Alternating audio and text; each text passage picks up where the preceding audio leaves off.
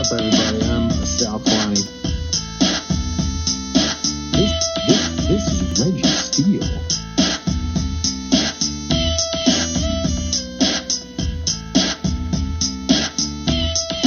And welcome to Spitballin. Spitballin. You look like a little like an apprentice over there writing down everything on your little notepad. Well, I'm trying to make sure we get our topics down so we can it can be a smooth show where we get like from transition from one thing to the next, because you know how we do. We like to go on tangents, and before you know it, we start talking to each other, and all of our listeners and viewers are like, these dudes have forgot about us. These dudes have literally forgotten about us. So, all right. So let me start it off. What's up, everybody? Welcome. My name is Sal Kalani. This is Reggie. What's that guy's name? Bill Cratchit Steele. Bill Cratchit. I don't even know what that is or who that is. He was the assistant for Scrooge in A Christmas Carol, wasn't he? So you just called me a dude from A Christmas Carol? You're the assistant. I'm Reggie Bill Cratchit Steele. Cratchit was always writing something down. Or Bob Cratchit. That was his name. Bob Cratchit. Okay. And Tiny Tim. All right. Well, I remember Tiny Tim. And with that said, folks, welcome to Spitballin. Your lack of Dickens, Reg, ruined my joke. My bad. I don't know Cratchit. My bad. I was late to the party. Why did I? Because I was having some stomach issues, Reg. So that's why. So sorry, I was late. Sal has IBS. He will not admit it. He's got my girlfriend IBS. Just give me a hard time about it. Like, what? You should talk about your stomach. I'm like, I probably will. I will talk about my stomach. Yeah. I don't know. Yeah. I just had a smoothie, man. I was like, went walking, and on the walk back after a while with the smoothie, then I was like, burr to do. Now it's non-dairy, dude. It's no. There's no dairy in it. What? Are you sure? Yeah, I've been going to this place for years. It's a great smoothie place. And, they have kale ones, they have fruit ones. A lot of times I get the cacao and peanut butter because it's like having a big old Reese's. But nice. Today I went with strawberry, banana. I can't remember what else was in the motherfucker, but something, dude. Something in there was not kosher. Okay, something was rank. Because those things shouldn't upset your stomach. I always have stomach issues. You know what? I'm kind of curious what was in that motherfucker, so I'm gonna look it up. But go ahead. Okay. Say what you're gonna say. Dude, you have IBS or you have Crohn's. You got lightweight Crohn's. You might want to go get that checked out. What does that mean? Crohn's disease, that's the one where people can't, well, you're not that bad, but they have serious like that. They have serious bowel and digestive issues. You can't just throw me in under that bus, bro. But I said lightweight. Maybe it's the beginning of it. Sal, every episode we have a segment. We should call we should call it Sal's tummy, because every episode every other episode there's gonna be okay, this is what was in it. Oh, this isn't bad at all. Yeah, dude, there's nothing wrong with this. Almond milk, almonds, raw honey, cacao powder, bananas, and strawberries. I just think a lot of fruit, maybe. Maybe, I don't know. But I'm sorry that you were having tummy troubles. I could ask the doctor again. Yeah, see what's up. Get him to check out your IBS. Do you ever take probiotics? Not really. Oh, dude, you got to take probiotics, bro. Everything. How do you take that? It's a pill. You take them a pill. You keep them refrigerated. You can get billions of live cultures to help balance out your digestive bacteria, because there's good bacteria and there's bad bacteria. And if you're not eating the right foods to get the good bacteria, then the bad bacteria can take over, and that can cause all kind of problems. Like, honestly, everything that happens in our bodies, it starts at the gut, right? Because that's where man, that's what it always feels like, gut problems. Yeah, I'm telling you, dude. I'm telling you, dude. Take probiotics. I take probiotics, and that joint is great. So wait, you take it in a pill? Mm-hmm. And what do you do? You I just drink some water. Do you just buy them at like Walgreens or whatever? Nah. I go to like the health food store. where I live, there's a place called Lakeshore Natural Foods. That's where I get all my supplements. I get what my kind probiotics. do you take? I take the Ultimate Pro. Should I go get the bottle? I can get the bottle. Well, you just send it to me later, and then I can look it up. But okay. But I take the one that has like 14 billion live cultures. The fuck? And you just take a pill? Would you take it with a meal or something? No, I just take. Yeah, I take it usually after eating, but I take one pill a day. And I'm telling you, man, science from the beginning. And you're a science guy, but scientists always talk about that everything that happens to our bodies starts in the gut. Because if you think about everything that we eat, everything we ingest, that's where it goes. From there is the beginning of it traveling to everywhere else in our bodies. So if you want to be healthy and you want to take care of your body, you got to start with the gut. And that's it. So probiotics, man, I'm telling you. Are they expensive, dude?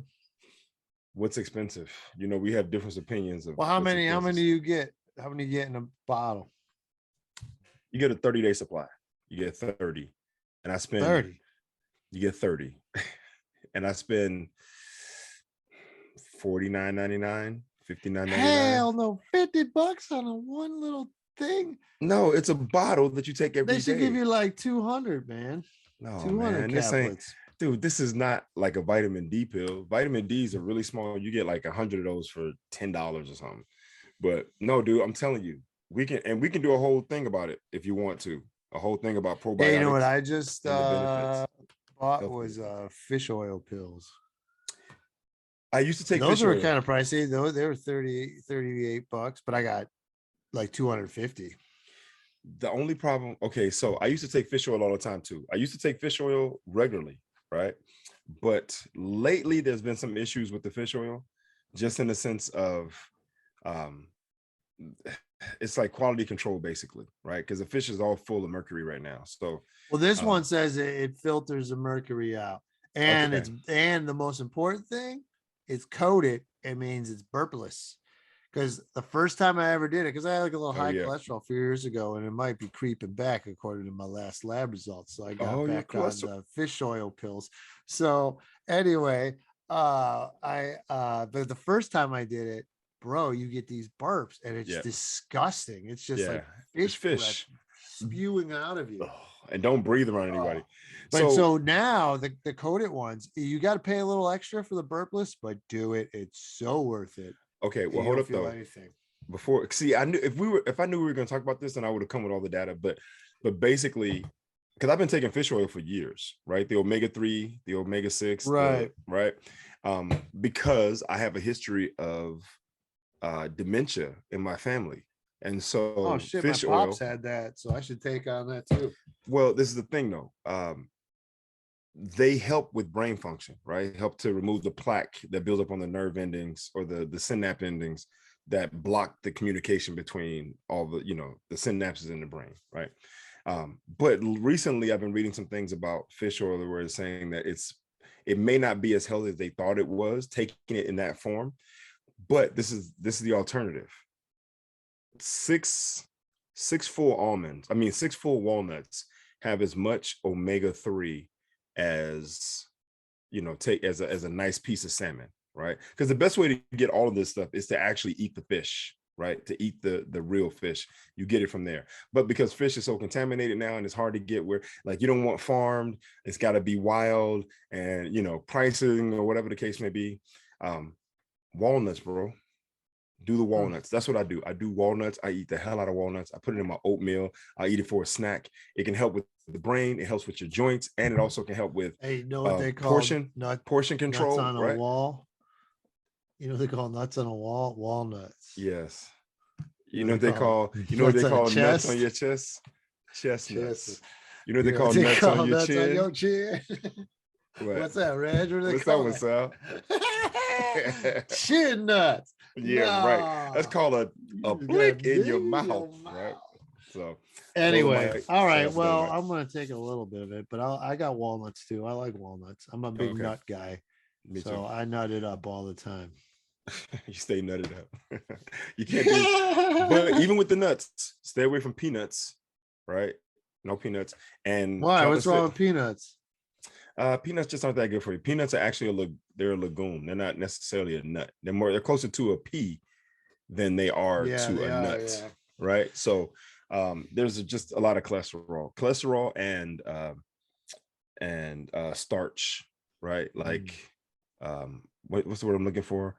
Same thing that rice is, rice and beans and carbohydrates, right? Carbos. Yeah. So, but they say the best nuts for you are walnuts, cheese nuts, almonds, macadamia nuts, I think are okay, but cashews are the fatty nuts. Those are the legumes. So try to stay away from the fatty ones, but at the top, walnuts and almonds, you can't go wrong. I do almond milk all the time because of my lactose intolerance. That's me too. I haven't drank cow's milk in years. I'm talking about no way, Jose. That shit will fuck me up. Hell yeah. I'm talking about decades, bro. Decades. Yeah. So now I'll do cow's cheese once in a while if I get a pizza, and then I just take the pills. Oh, see, I'm not about that lactose pills. Right? Enzymes, dude, it's good for you. But hold up though, man. Why are we as animals or as people drinking the milk of another animal? Don't know other animals do that. You don't see no other animals on the planet going over to a goat and being like, yo, let me get a sip. Going over to a cow, let me get a sip. No, man. Everybody's milk, every animal's milk is for their offspring. I give my cat milk, or I give my cat dairy cheese. You're not supposed to get shit out of it. Cats are not supposed to have milk, dude. Man, you didn't watch that. Well, it's almond milk, so it's good for him. Oh, okay, there you go. Okay, because I'm like, yo, but I have Manchego cheese. I get the sheep cheese. He'll smell it. He'll come all the way around to the other room. Call him the dairy boy. He eats everything: yogurt, ice cream. I mean, he's supposed to. I know he loves it though. Yeah, just because you can eat it don't mean he's supposed to. You can have a little milk. That's what cats have in the cartoons all the time. Yeah, well, exactly, and it's misleading. Are you getting your data from cartoons? You telling me you know more than Tom and Jerry? Yes, I am. Absolutely, because I'm a real person. They're cartoons. So all right. Just for the record, what's next on the list, Bob? Well, hold up though. Let's wrap this one up. First off, you got to get some probiotics. Try to reduce expensive, dog. What can I eat besides yogurt to get it? Because that's got dairy in it. Yeah. I don't know what else. I'll look it up. But look, man, this is your health. And just for the record, I want everyone out there to listen to me and hear this. There's no price that's too high for your health, right? Right? Like, if you cut corners financially for your health, then you will feel the effects of it later. So you either pay a little bit now to be healthy, or you pay a lot later in a lot of different ways later, meaning it could be a shortened lifespan, it could be medical issues, it could be hospitalizations, it could be what disease, whatever. So a couple dollars right now to prevent some long-term shit, it's way better. That's all I'm saying. So, I'm about that. With Reggie Steele. Yes, sir. Dude, come on, man. Look at me, dude. My blueberries. Good, yeah, that makes sense. Blueberries. My blueberries and walnuts. I had my berries today, and they went right through me. All right. So what's next, Cratchit? Well, earlier today, my son had a little league baseball game. Yeah, they won by little 1 league point. Baseball. Good time. What was the final score? I think it was like 14-15. Right. Damn. A lot of defense. Hey, dude. Hey, Little League, everybody's stealing. You know what I mean? It's like everybody's stealing. I remember when I played Little League for 8 years, dude, 9 years. Me too. And I remember those first few years, you stole second. It was a give it. Every pitch is a chance to steal a base, right? And then I'd steal third. I'd steal third for the first couple of years as I was one of the faster kids. But then I remember the first time I stole third and got picked off, and I was like, things are different now. Oh, the guys got arms now. Hey, they're accurate too. Dude, I'm gonna tell you right now, at this level, like where they are right now, these dudes, no joke, because Theo did it today. Oh, they still at home. They still home? Dude, he stole home today on an errant pitch.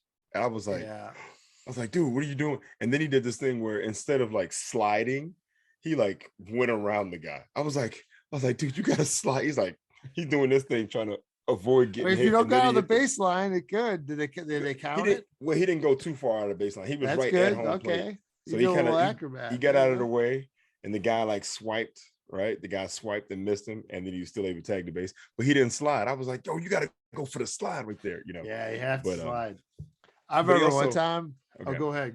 No, you got me bringing up old stories. I remember when I was around that age, because I remember we had this one kid. He was like Jason was his name. This was like my first year ever playing. So we're like first grade, right? Okay. And he hitting all the time, right? So it's hard to hit in first grade. Oh yeah. It's overhand hardball. So he throws me the pitch at this one game, and I hit it. It's a hit, it's infield. The guy shortstop picks up, throws it to first, overthrows first, right? So I round first, going to second. Yep. The guy throws the second, overthrows second. I'm going to third, throws the third, overthrows third. And I'm like, fuck it. And I just keep running, right? Throws the home, catcher totally got it, right? So I kind of collide and slide, and all this dust comes piling up. And then I just look up, and the ump's going, "You're out!" Oh. I remember my teammates coming up afterwards as we're switching innings because it was the last out. Like, way to go, Sal. Who do you think you are, Jason? That's hilarious. Oh my goodness. There was a kid today, same scenario. He hits the ball, they overthrow first base, boom, he goes to second. They overthrow second base, it goes out to center field, right? Yeah, right. It goes out to center field. He goes to third. Now at third, they're throwing it to home. The coach is telling them, keep going. He's going to home. They overthrow it to home. This dude got an in the park home run based off of errands. Dude, it was That's awesome. what I wanted. I didn't get that. You didn't get that. So today was an interesting day though, because Theo had it was great, man. So he had a couple things. I'll tell you the first two things. First, right before the game started, they were throwing the ball around, and someone threw a little pop fly to him, and the sun is right in his eyes, and he misjudges the catch, and the ball hits the top of his glove. Pow! Hits him right in the face. So now this dude, top lip and bottom lip, look like this. Both his top lip and bottom lip are swollen. Pillows. They look like two big sausages. Right? So I'm like, all right, are you okay? I go check him. His lips bleeding, right? But the teeth are still intact. And then Reggie said he didn't cry, which is crazy. Yeah, he doesn't. He didn't cry. What, he's like 10 or 11? Who, Theo? Yeah. No, Theo's 9. Oh, he's 9. Okay. He's 9, right? So he didn't cry. Then the game starts. He's playing right field. Right at the beginning of the game, dude pop fly comes out to him. He runs up. He's ready to catch it. Same thing. The sun is in his eyes, and this time you can see him like trying to see the ball, and that's just a pow! It just boom, hit him right in the face. That hurts because that's gravity on the side of that ball, dude. And before the ball hit the top of his glove, so it broke up the momentum of it. The webbing. This was a straight up direct hit, dude. And he's kind of like trying to do the thing, and then he falls down, and he's holding his side, and all the kids are running over. The coaches come out, and I'm like I was like, I guess I can't run on the field, so I had to wait till when they took him out of the game. Did he throw the ball in? No, another kid was there because another kid was coming back to try to get it. Okay. Right. So, but I went to go check on him, and he was okay. It was just he's gonna have a bruise though. Yeah, he's gonna have a bruise. Where it hit him, right in the chest? It hit him right below his rib cage on his stomach. Right. Oh. Yeah, I was thinking it might have knocked the wind out of him a little bit, but that's too high. I mean, too low. So that happened. I'm like, oh man, this kid his mouth is bleeding, his lips are swollen, and now he took a shot to the body, right? But during the game, man, he's playing shortstop. Nice play, shortstop. Catches the ball. The runner was on second and was trying to run to third, but realized that he caught it and was trying to get back. And my boy threw that joint to second base, got the double play. Nice. Yeah, so that's good. Nice. So Little League is fun, man. I mean, dude, shortstop's usually like one of the best players, whoever's exactly short. Because you have to have reflexes. Yes, sir. But you know what I realized, man, is like Little League is, and I don't coach because for one, a couple reasons. One, as a father who has a son who's on the team, the last thing I want is for him, and he's an only child, so he's not used to me giving attention to other kids around him. Mm-hmm. Even now, if I do, the dude get lightweight jealous, like yo, you giving him two? Like, yo, what are you doing? Like, you're my papa. Like, what are you, so I don't even want that to be an issue. I do all my coaching outside. The other one is I feel like I would have I would think I would have too little patience with him because we do work together regularly, like with little things that he may get wrong or make mistakes. I'm afraid that I would be too hard on him, especially after having played for a long time and then playing well and doing all that kind of stuff. There's that little part of me that's like, yo, come on, man, what are you doing? You got to do, and I don't want that to be the case. So I sit back. I literally sit back on a chair in the outfield. I don't even sit in the stands with the other parents, bro, because I don't want to be like, yo, you got to catch that. So I sit back there, I watch, I talk to myself. You weirdo. They're all like, here's that weirdo yelling out himself. Theo's dad. Well, I don't yell. I just say to myself, I'm like, you're talking to yourself. Right. I'm like, come on. Not Theo, but I'm just to the other kids. Is that a bad view? Is those bad seats? No, they're great seats because I can see the whole thing. Right. I just look like I'm anti. I know everyone thinks that dude is anti-social. Yeah, dude. But I'm just trying to protect myself. And because I don't want to say anything bad, like, yo, how did that kid miss that? And then just control yourself around them. Of course. But it's also just smart to know, what, maybe it's better if I just sit in the outfield by myself. Right? No, you look like a complete psycho. Like, who's that drifter? Yeah, exactly. Does this guy have a kid on the team? I hope he's just out here watching the kid. Right? Weirdo. Yeah. So, I remember my father. Oh, he used to come to the games, but he would never coach or anything. But he's also, he's an immigrant. So I remember one time he didn't fully understand everything. Like one time they had the umpires in show. So they asked a couple of the dads to do it. So you stand behind the pitcher and you call it, right? Yeah. So my dad just sitting there, and then they do it. He's like, "Oh, a ball," and then, but he didn't call, like, he didn't know when you say what the count is that you go ball first, then strike. So he'd go 2 strike, 1 ball. Oh, okay. And then as a kid, you're like, oh, and some of the other kids are like, hey, you got to say the ball first. I'm like, I know. That is backwards, Sal. Yeah, dude, it was a anxious moment. Yeah, I can imagine. So I just want to say I give props to the other dads that coach, because these guys, I mean, they show up every weekend and they are super supportive and they are super encouraging, and they have a huge amount of patience, right? Like they never get upset, they never get flustered. No matter how many times they've gone over things in practice, double plays, triple plays, where's the automatic out, and then, pop flies, line drives, grounders, whatever. And during the course of the game, kids are missing grounders, missing pop flies, overthrowing the ball, missing double plays, all kind of stuff. And these dads are just like, hey, that's all right, keep going, right? Like this right here, that's all right, keep going, you'll get it next time, buddy. And I go, that's exactly what he needs, because I would be like, what the fuck? Wait, what do you get? We just went over this shit, right? Like, they ask us to show up an hour early for the game because they get practice in before the game. So can you imagine the frustration of having a practice before the game and then everything you just practiced, right? All the kids, it's almost like this happens. They go out there, they practice for an hour before the game, and they put all this shit in their head, and the kids are clicking on all cylinders.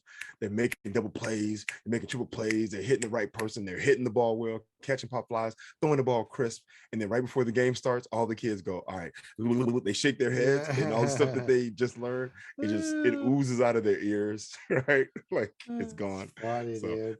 And for the record, I'm only exaggerating. I wouldn't be that bad. Like I wouldn't be that dad. I'm just saying, you ain't gonna do it. Yeah, I appreciate those guys doing it. He and I work well together when it's just he and I, and we have a great time and it's fun, and I don't get all flustered or anything like that. I think it's just a better environment that way. Like I don't want to be. I was always on the the worst teams in the league too. I was always on the worst team, and all the other teams, once they had like a good squad, they'd bring the same guys back every year. Yeah. They had almost like the same coach, so they just got better with time. And I was just like some free agent on a different shitty team every year, different coach. I remember one year, and it didn't get better as I got older. It was just bad teams. Like one of the last years I played, like I think last year in 8th grade or something, I don't think we won a game. Because I would keep like stats, and we play like 26 games or something, 20-some games, and we lost all of them. It was the only time I've ever experienced it. Like I couldn't believe, and all you would do is just fuck around on the bench. Like it doesn't matter. We can't win shit. Dude, Sal, I am so sorry, bro. I did not know that was your experience, man.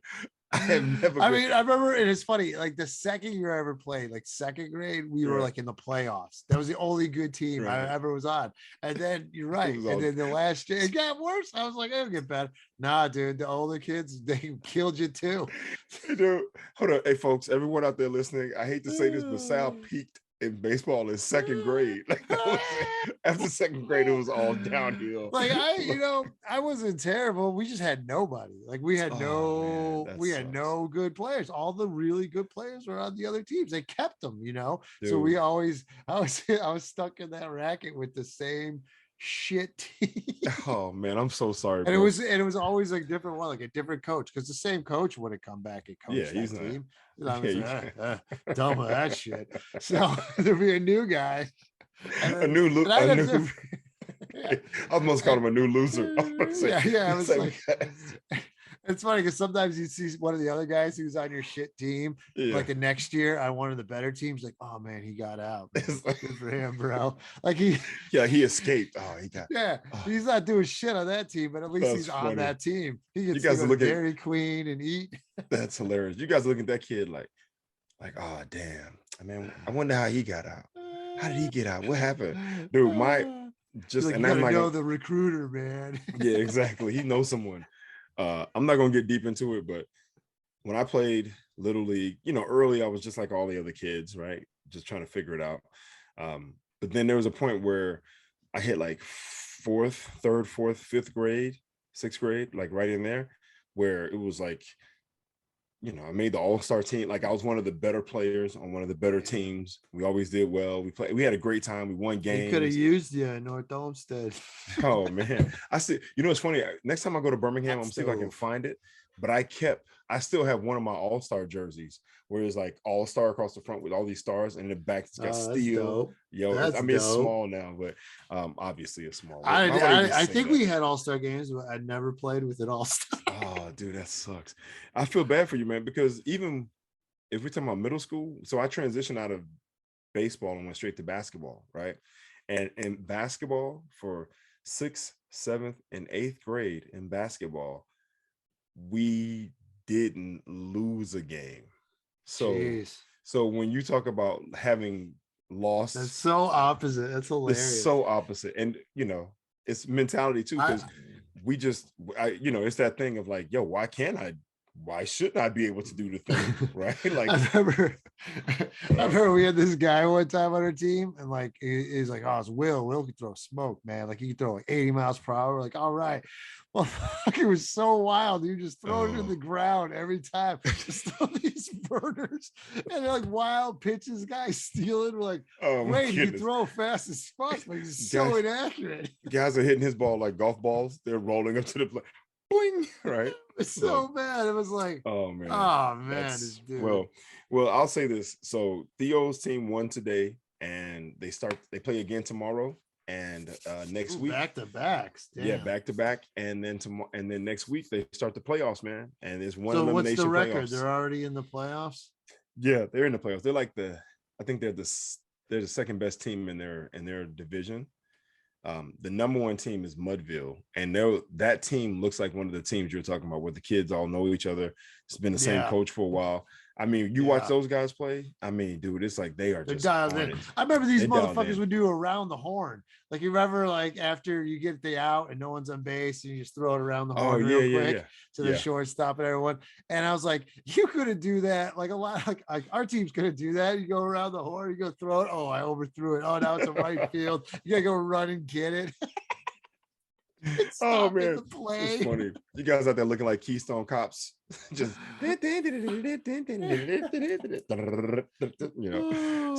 So yeah, man, it was good times. I enjoy watching them, and I keep my distance. I remain patient. Game. It's a good, it's a pleasant game, but I'm excited for him as he gets older and as people start to get more dialed in, because you know what happens, and then we can transition after this. But every year, the kids who don't improve or get better, they kind of fall off, and then it just gets better and better. Just like they get cut.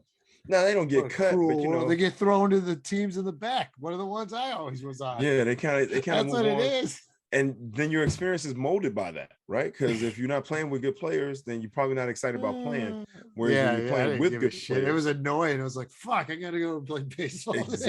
Exactly. But when you're on a good team, right? When you're on a good team and the players can play, then your excitement and your love for the game grows, right? Because you're doing well and people are understanding. Well, and I want to say I appreciate that the hat you sent me of your sons. Oh wait, no, you haven't. I can't get any more, dude. They didn't have any more. I promise you. It was like, you better snatch one from some other. You better get up out of the outfield and go walk in and snatch one from one. I should take one off one of the kids' head. You don't need this. If you're like, you think you're a drifter anyway, no one will know.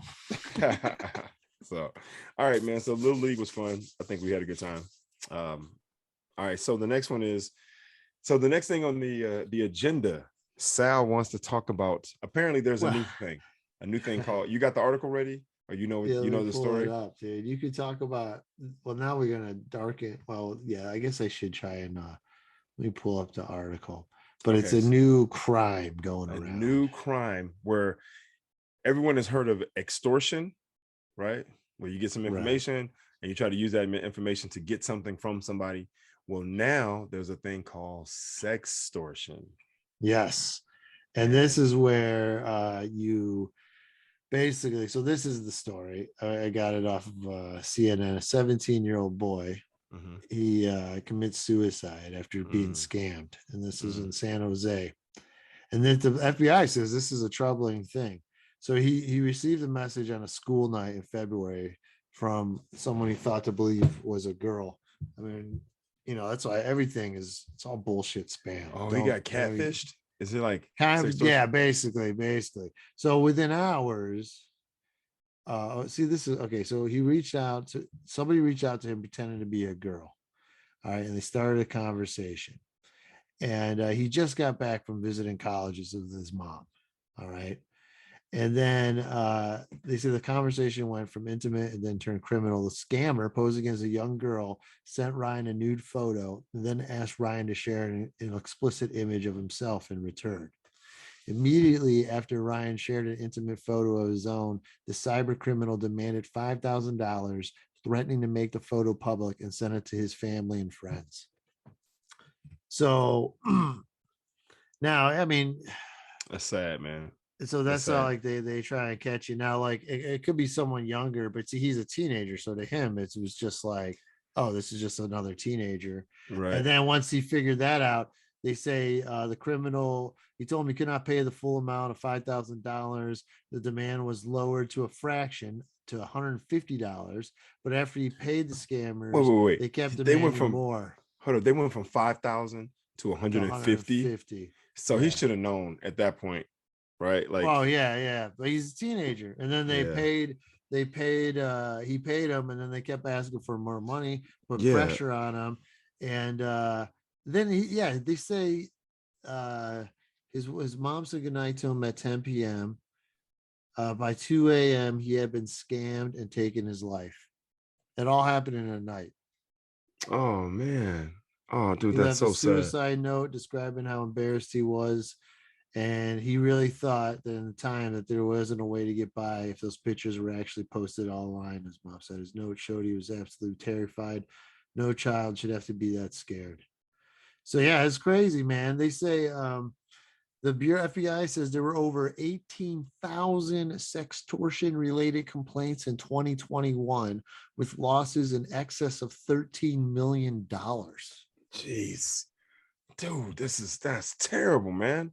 All right, first off, let's just talk about this. These devices, right? As good as they have been and as small as they've made the world, they have been detrimental to us in so many ways, right? Mm-hmm. Because everyone's filming, taking pictures, recording, whatever the case may be, and sending shit to each other. Like, it's not uncommon for young kids to meet up and then be like, hey, yo, send me a thing, and then send the picture, and then some little boy, whoever gets it, and then he's sharing it with his friends, or she's sharing it with her friends, and then there's just a level of embarrassment. There's such an impact. Yeah, it's such an impact, and it's just like, because it's so easy to do, right? Right. When we were growing up, you had to, if you want to take pictures of your Johnson, you had to take a camera, go get that shit. So developed. much work. It's so much work. By the time you saw the actual picture of your shit, you was like, I ain't giving nobody this shit. You tear it up, right? But it's really sad, man. And for that kid to be in that position to feel like he had no way out right now, I think there's all in one night. Oh, it's so crazy. Yeah, and they target it. I hate to say it, because some kids will be like, whatever, man, I ain't giving you nothing. Do what you want to, right? And then it maybe it turns into a thing, maybe it doesn't, right? Right. But for him in that situation, I feel bad for him, because he could have reached out, right? He could have talked to somebody. He could have reached, even if he talked to his mom and told her what's going on, and then they start trying to trace locations and find out who, because now this person has gotten whatever money and they probably are off in the wind, right? Yeah, I say a lot of them are coming from the continent of Africa and Southeast Asia. See, there you go. So now this person has had this detrimental impact on this whole family, obviously on his life and his whole family, and now they're just $150. Yeah, $150, and they move on to the next person.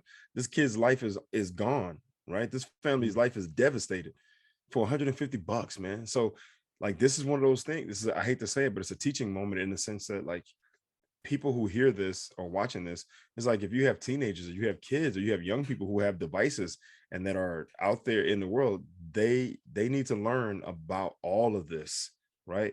And how impactful it can be, how much it can change your life. One moment, taking a picture, sending it to somebody that you trust, right, can turn into whatever. It could, right. It can turn into simple embarrassment, or it can turn into, obviously in this case, the worst case scenario, could turn into suicide or death. So right. It's really sad, man. It's unfortunate. All right. So speaking of that, you want to go even darker. Oh boy. Here we go. So are we going to Buffalo? Yeah, let's talk about it a little bit, I guess. So, because what we were recording last time, it was happening. Exactly. So last week, we didn't know much of what was going on at the time. Yeah, last week we just knew it was a mass shooting, and we just addressed the idea and the problems around mass shootings in this country. But now, I even hit Sal up later that day and was like, "Yo, man, this was a hate crime. This dude was targeting Black people." So so to now a crazy degree, to look up what percentage of the most Black people in a county or whatever that live near him. That's why he targeted that specific area. Is that like? See, I didn't know that part. I didn't know. Yeah, dude. It was so meticulous, the racism in this one, and the hate, and then and then putting it up on the Twitch for everybody to see, and then it's getting shared everywhere. And I did say, so Reg saw it. I saw the beginning. I didn't want to see. You don't want to see, but it's like a video game, you think. But I think more people need to see. This is the thing you take away. The impact of it is how quickly these fucking guns could kill. Within seconds, multiple people are dead. That's why you don't fucking need them and you don't need these nut jobs getting access to them. Yeah, so just to go back just a little bit, I saw the video of the Buffalo shooting, by mistake. Thing? I saw it was a minute plus. Right? Yeah, no, I was out after 10 seconds. Okay, so it was like a minute plus, right at a minute. Someone sent it to me. A friend of mine sent it to me, and I later talked to him. I was like, "Yo, man, you can't don't send me shit like that, right? And if you send me something like that, you got to preface it. But he sent it, in his defense, he did preface it. He sent it to my WhatsApp. And so my WhatsApp, you know, I don't really check it like that, but the video showed up in my gallery. And so I was like, oh, what's this? And I ended up clicking on the gallery and like seeing it. And I'm watching it. It literally looked like a video game. It didn't look any different than, you know, Grand Theft Auto, driving a thing, POV, getting out. Right. And I'm watching it. And then, say what? Call of Duty. Call of Duty is even better. Call of Duty. So then once he gets into the store, I realized, I go, oh, wait, this is real. I go, oh, shit, this is real. So then I stop it and I look at the thing and it's like, yeah, the buffalo. And I go, oh, my God, like I just seen this. Because at first, I'm telling you right now, the human psyche is not designed for that level of trauma, like seeing those things, because our brains cannot differentiate between what's real and what's fake. And so when you see scary movies or seeing violence in films, you're taking in that information and your brain processes it as real, as happening, as real. And it can affect your cortisone levels. It can affect your stress levels, your anxiety, your heart rate, because your body thinks that it's a real situation that you're viewing to some degree. So then after you paused it, you went back. Well, that's what happened. Like, I was like, okay, I said, oh shit, this is real. So then I went back and I was like, what is going on here? And then I see him pull up and then out the gate. And you're right about the quickness and the strength of these weapons.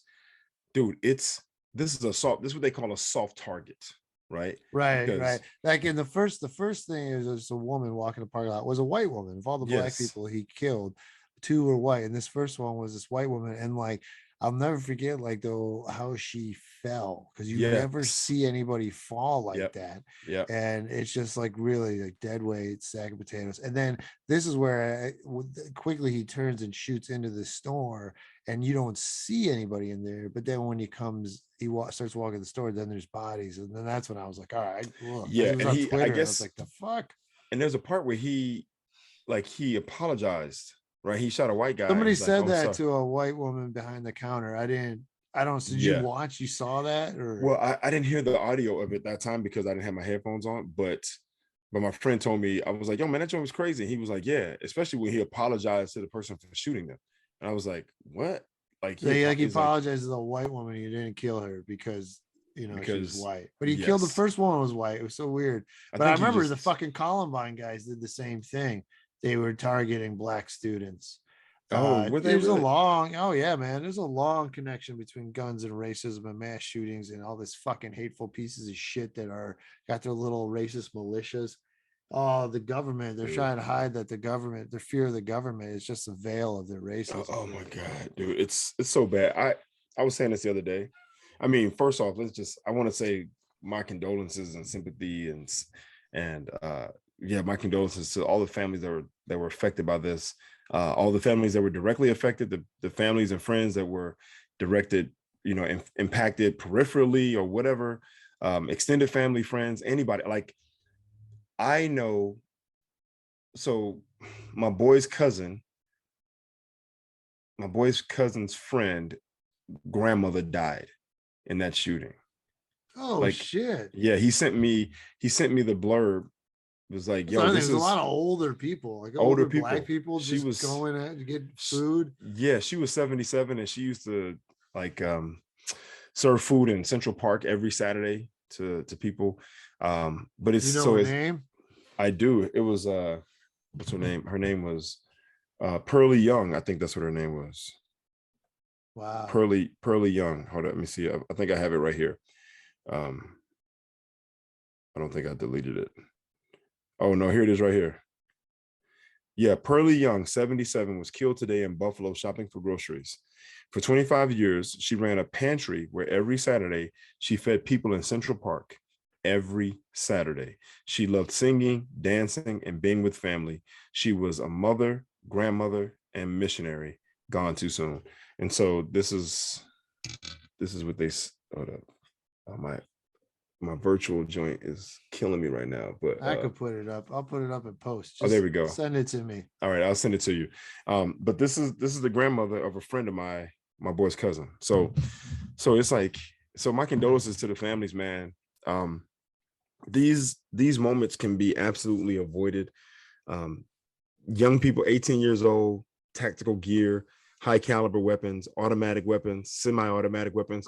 They don't need to be on the streets. People do not need to have access to them.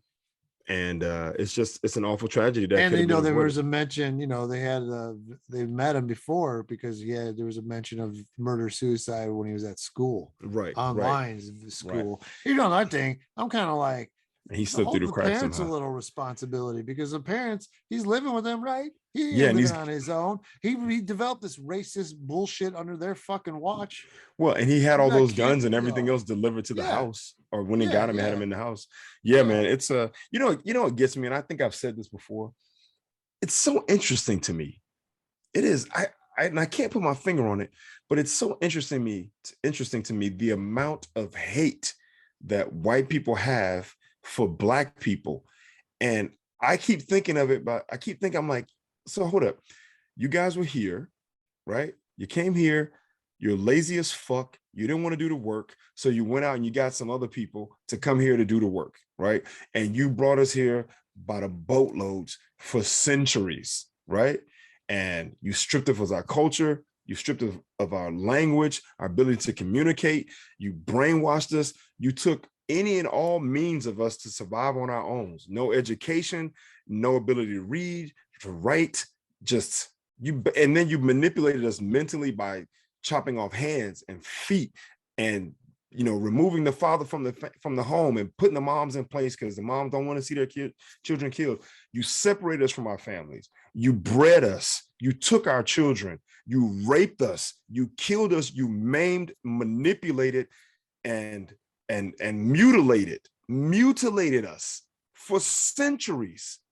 And even at the end of all that shit, at the end of it, all we wanted to do was get away from you, motherfucker. Like, give us some space to live. We were never once like, yo, I'm gonna kill whatever. Like, and even if we were, it was just based on some shit like, yo, you just took my newborn baby from me and sold it to some people down the street. It was in the minority. It's always like the minority thing, and then they blow it up like that's everybody. Exactly. It's like, no. Exactly. But so what I'm saying is, and then when we did get freedom, then you manipulated the system where we couldn't work. I mean, how many slaves had to work for their previous slave owners because there was no work? So now we become sharecroppers. Jim Crow, which is so crazy. If Lincoln didn't get killed, they would have been able to do Reconstruction in the South a way more fair level. But then when he got killed, the guy who took over, Andrew Johnson, was a notorious racist who was he wasn't even his initial vice president. He was his second vice president because he thought, he got him on board the second time to help. Maybe he'll make sure he got the votes of the South. And anyway, the whole and that guy didn't give a fuck, and then he ended up getting impeached, and that's where Jim Crow really was born. And exactly, the Ku Klux Klan came out of that. All that. So my point. The NRA. So, but the point that I'm trying to make is that the situation that we're in as Black people in this country, you have directly 100% created it. So whatever you don't like about us, look at yourselves, because this is what you made, right? You don't give us a means of survival, right? You put us in low income housing. We can't get jobs. We can't buy homes. We get shit loans, right? We don't have an education. Healthcare. You give us shit food, right? Or poor, whatever the case may be. It's like everything that's happened to Black people in this country, you've orchestrated that shit, and then at the end you want to be like, oh yeah, you know what? I took everything from you, and you don't have shit, and also fuck you, right? It's like, you know what? I think all the hate that white people have for Black people, that's self-hate. They hate themselves because they're in this great, beautiful, glorious country, and they don't have shit to show for it. They think that they should be at the top of the hill doing whatever, but your dumb ass is sitting at the bottom because you ain't did shit. You ain't taking care of shit. You ain't do nothing. I mean, that's generally people who hate. Yeah, right. Exactly. You ain't got. But then shit. There's people with money who hate too. Yeah, no, look, man, it's everybody. But I'm like, I don't. And then whatever we do, then you want to take that shit culturally. Like, I mean, Black people we're so fucking resilient, dude.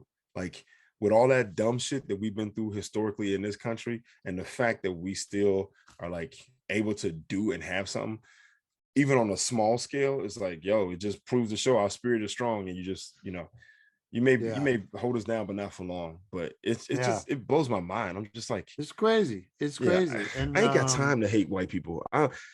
Look, I love everybody. Right? I legitimately, it's crazy too. This kid was born in 2004, bro. Think about that. Like you won the Roosters competition before in that 2003, right? Yeah. And then he was born. So where did all this? I mean, he said the hate and the racism came during the pandemic because he got fucking bored. But dude, it's unbelievable that. But, okay, so then it was this fucking 2004 to 2022. You're getting racist as fuck. Yeah, but think about it, man. It's all this fucked up rhetoric and misinformation. It's like now with the internet, once again, a beautiful thing. Don't get it twisted. It's revolutionized and changed the world. But now it's given a voice and a platform to every little stupid little nut job who's got the ability to make a website, right? And right. I mean, I remember when I was in Ohio, and then as you get older, you're like, okay, well, we're gonna progress and get better, and this shit's gonna go away. And it's not. It's the same muddy river. And they just keep it's getting uglier and gross. And you're right, with the internet, it's easier access for all these racists. Because I remember a friend of mine, not a friend, a friend of mine told me he knew this girl who was like kind of racist in school, in high school, and like she knew an Aryan. She would call in. There was an Aryan hotline where you would call, and they just say a bunch of right-wing propaganda bullshit. But that was like then. So you'd have to go find this number, give this call, and just sit there and listen like an idiot. Right. But now with the internet and videos and lies could easily be spread. I mean, you just sit there and you do this. The amount of times my mom has sent me stupid memes or misinformation stuff during the COVID, I was like, this isn't true. They did this. This was, and people take videos and they edit it and they doctor it. And people, it slips by people all the time. And hey man, yeah, man, it's an ugly time, brother. It's ugly, man. And the internet provides anonymity, right? Anonymously, you can go look and pick out whatever you want.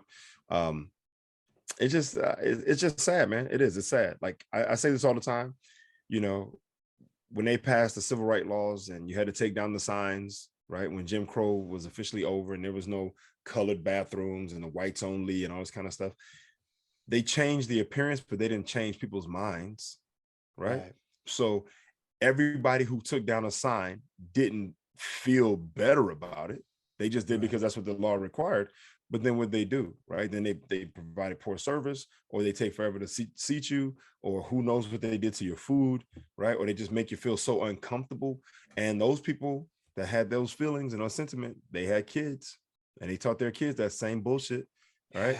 And then those kids grow up and have kids and they teach their kids that same bullshit. So it's like as much as things hope it would extinguish after a while. Like I remember in Cleveland, like they'd have like that. The Klan came one time to march, and we had a black mayor, Mike White, and he's like, and like people, he's like, go ahead and let them march. It's free speech. Let them march. And they're a bunch of idiots. Like, oh, look at these idiots. But this was before the power of the internet, and then before the enough to get Trump in the White House. Like I think maybe Obama winning really brought out the super racism. Oh, and absolutely. Like it brought it to the forefront. It started with the Tea Party and then Trump and then whatever the fuck now. Dude, they boiled. I mean, still the MAGA idiots. Dude, when I say they boiled over to see a black dude in the White House, that was the final straw for them. That shit blew their minds. And that's the thing. People, Obama had power for 2 years, and then in the final 6 years the Republicans had the power. And when Sandy Hook happened and they're shooting kids and they still try to pass stuff, and the Republicans would not ever put any kind of gun control. We're not even asking to take it away. That's false. What they're trying to do is not let nut jobs get the goddamn guns and go on these fucking shootings. Exactly. But you know what, dude? Yeah, man, it's all bad, especially when you hear that, right? Like, you mean to tell me that children being slaughtered is not enough for you to try to change anything. And that's when I kind of gave up on it. And I know a lot of people have written and said that. And then it's like, once they went for the kids, you know, because there was a time there was that kid, that Asian kid at college, at the Virginia college, shot up like 30 people, and that was with handguns, but he locked them in the fucking classroom. But when they did this and nobody did shit, and it was another crazy white dude, right? It's just like, then you know they don't care. You lose hope. Well, you lose faith in the country that you were taught was great. Right, and this is the other one. I love that you just mentioned this. The fact that, like you said, Obama was in office. He was in office for 8 years, and he had control for the 2 years, and then the last 6. That's how he got healthcare passed. Right. And people were giving him crap now about the abortion thing. Maybe he could have got a law passed then. It still would have been tough, but they gave him so much shit just trying to get the healthcare. Yeah, exactly. It was, but the point I want to make is this though: is that for 6 years it was an uphill battle where this dude was legitimately being held back from doing anything, and this is why I cannot get behind some of these black pundits and talking heads who like to get up and talk about, well, Obama didn't do anything. It's like, yo, won't you tell the whole story, you dumb piece of shit? All right, hold up. Let me bring it back. Won't you tell the whole story? Don't say that the man didn't do anything. Tell the truth that people were held him back from doing things. All that policy, man. Exactly. Hey, whenever people say I got 2 things, I just go, yo, he got me healthcare and he killed bin Laden. What else you want? Yeah, exactly. So it's just sad though. It's like, yo, tell the whole story, man. Well, wrap us up, Reg. This is hold up. We got one more thing because we already addressed your stomach problem, so that was good. The last thing is the playoffs, man. NBA playoffs. We'll keep it quick. I mean, I hate seeing the stupid Warriors whooping on the Mavs, but the Mavs, I don't know. We'll see if Luka can bounce back in Dallas, but he doesn't. I don't know if he has enough help. Well, I think Brunson has to play well. Warriors are deep, but last night the Warriors, look, I knew they were going to do this. Dallas came out, they played well first half, up 14 at the half, shooting the ball well, feeling good. You know, I'd hope with Jason Kidd at the helm that he would keep them under control and say, yo, there's 2 halves to the game. And this is a Warriors team that can put up big numbers in a short period of time. So 14 points ain't nothing for this organization, right? In any league, especially with 3 exactly, especially the NBA. So it's like, yo, you got to come out and you got to play the second half like it's the beginning of the game, right? And that third quarter, I think the Warriors rolled off 35 points or something. And then Dallas had 13, something, maybe 25 to 13. It was something crazy. But the Warriors turned up the defense, and they did what they do, man. They got the ball out. And they started running, and then they started hitting those threes, start knocking them down, and then the confidence comes, and then they're home, the momentum starts to come, and then you miss a shot, and then they come down, they score, and then you miss another shot, or they get a stop, they get a deflection, they get a steal. Before you know, it's like boom, boom, boom, boom, boom. And right now you're going back and forth. And they have arguably, not even arguably, they have the best shooter in the history of the game, right? The best shooter. He's hit more 3-pointers in the playoffs than anybody else in NBA history. And you know who's third on the list for the most 3-pointers made in the playoffs in NBA history? Reggie Miller? No, third. Klay Thompson. Oh wow, they got both of them. They got both. Who's second, Reggie? Who's second? Probably Reggie Miller, right? But he's gonna get eclipsed by Klay soon. So the point being is that these guys, they can put points up in a short period of time. And in their defense, their supporting cast, hey man, they showed up. Kevon Looney, they got Jordan Bell. They got a good those guys play well. Cast. So they got lucky when the year Durant left, and then there was injuries, and so nobody played. So they got like a number 2 pick or number 1 pick or whatever they got. They got a great lottery pick the next year. Yeah. All right. So then the other one. So Boston, Miami. Miami. I think got it on wrap after that game 2 whooping. No, I don't think they have it on wrap, but I think that Boston, it's gonna be tough to Miami to go into Boston and win. Well, that's what I was. They gotta win. That was the point I was gonna make. Is that they just gotta win one though, right? They just gotta win one because they got home court advantage, right? If Boston is smart, and you got to remember that their head coach, Udoka, I can't name Emi Udoka, whatever his name is, the head coach.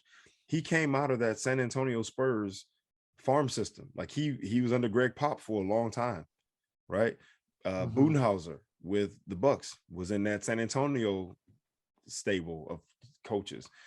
Steve Kerr played under Phil Jackson and Greg Popovich, arguably the two best coaches in NBA history, along with Red Auerbach, but I wasn't around for that time, right? So if he's anything like Greg Pop, then he's going back home and he's telling these guys, we stay solid. They're going to make their runs, right? We weather those storms. We stick to our game plan. We do what we do.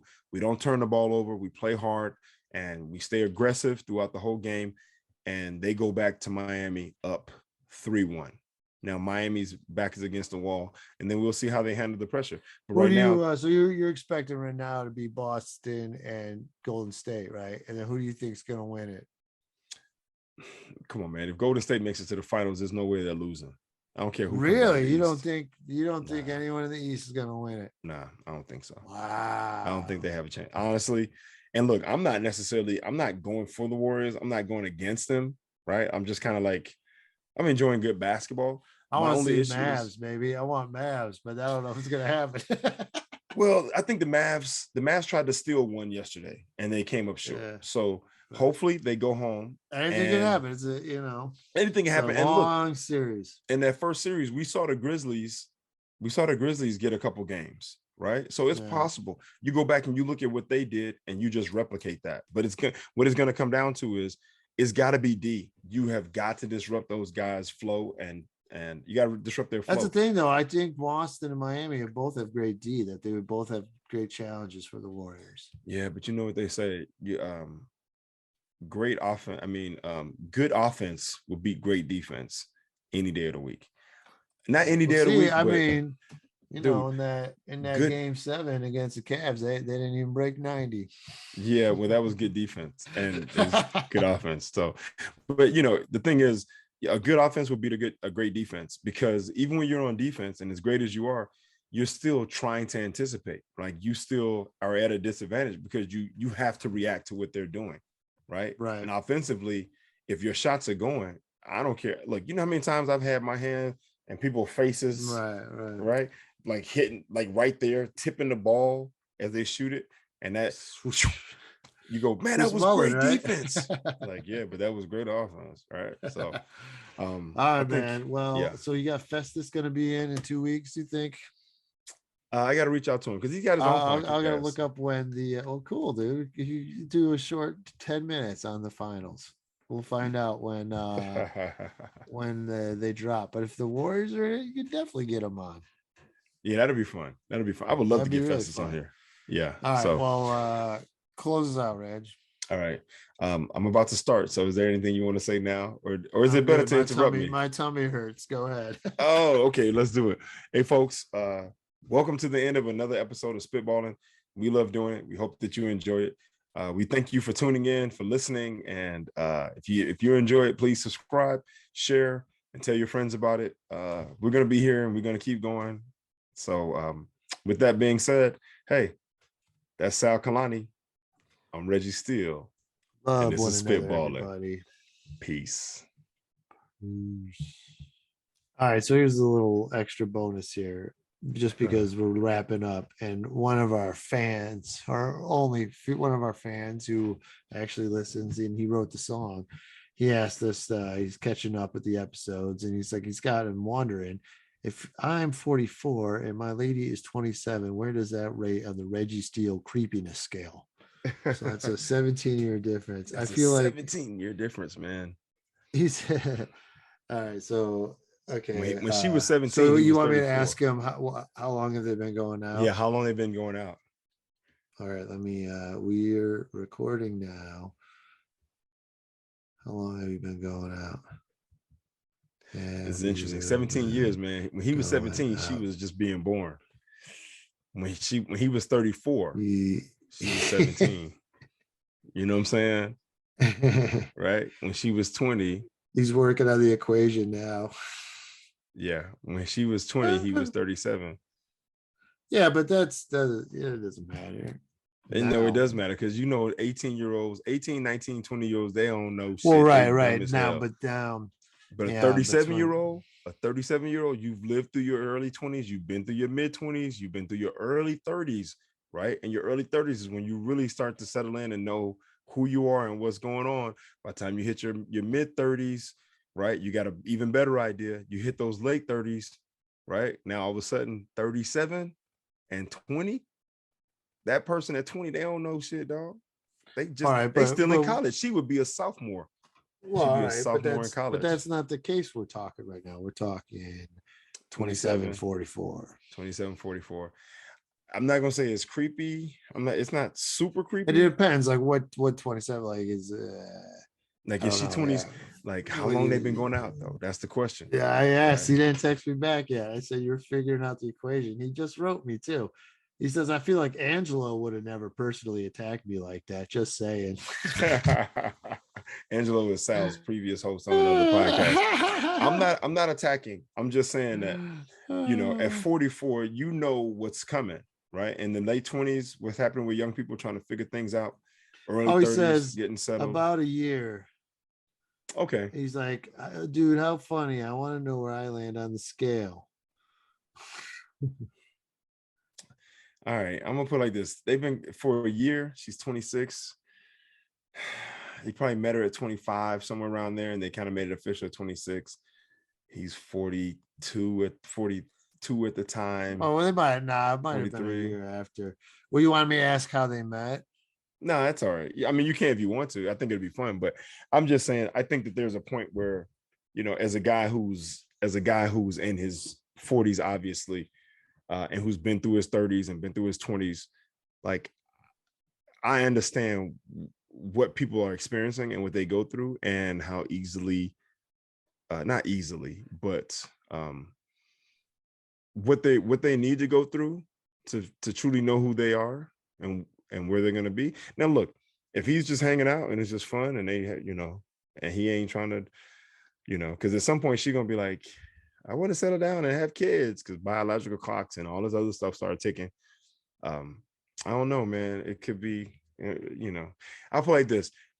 He ain't too creepy yet, but if he was 54 and she was 27, it's like, right? Because that's what we was talking about. So it's dudes. Like to wrap us back up to the Little League, he's leading off. But he's leading off towards creepy second. But oh man, it's just like they ain't stole the bag yet. Think about it. From 20 to 22. At 20, you think you know some shit. You turn 22, you look at 20 and you go, I thought I knew some stuff. I didn't know nothing. Well, and we were talking about was James Woods. That was like 40 degree, 40, 50 exactly. year differences. That's just James That's Woods. Crazy when they were like 20-year-olds. Exactly. Now James Woods in that situation, he's 54, she's 20. It's like, dude, yo, you're a legal pedophile, bro. Right? Like you're a legal pedophile. You're just trying to do some dumb shit. Because even conversation got back to me. See, I hate you green bubble people. They don't have the dots, so I don't know if they're right. Yeah. See, get with the iPhone already. Yeah, I'm like, look, man, I'm just about. Personally, I'm just. So you're adults. Saying it's a leaner. You're calling it a leaner. It's a leaner. I'm not gonna go in on him, right? But I'm gonna say you're right there, buddy. You're right there. Like if she was 30, between 30 and 33, I go, all right, I can swing that, right? But 27 is still like, I think a 27-year-old, the most they should probably go is 30, 31, maybe 32, like a 5-year difference, right? Like a 5-year difference. But he said that's how he meets everyone is through AA. Okay. So wow, now, 11 years sober he is. Congrats. Oh, that's good. That's good. Congrats. But see, now that's another issue though, because now you're talking about like substance abuse, like people who look, if she's 27 and she's already in AA, that means she's been through some stuff, right? And now, right? She's been through some stuff. And now you got two people who are bonding over trauma. Well, I don't know if that's what. Well, meetings. You want me to set up a therapy appointment with you and Joe? Nah, it's all good, man. Look, there are a lot of people in the world doing a lot of stuff. This is a long. It's a long bonus. I'm just saying, there's a lot of people in the world doing a lot of stuff, and when you're going through something like that, AA, NA, right? There's a lot of trauma. And people bond over trauma. That happens, but it happens in all walks of life. It ain't got to be just substance abuse or alcoholism or physical abuse, sexual abuse, mental abuse. Like people are bonding over all types of abuse and trauma, and it happens on different levels. So, I'm not going to begrudge anybody. I'll just say, but he just said, that's how I meet all my people. His words, not mine. Right. All right, Reg. Thank you very much, buddy. Take that take it how you will. All right, man. Hey, I hope you guys enjoyed the bonus. I didn't see it coming. I'll tell you that much. So I hope I didn't offend anybody. If I did, I apologize. Didn't mean to. Just putting it out there, man. I think adults should be dating adults. That's all. All right. Peace.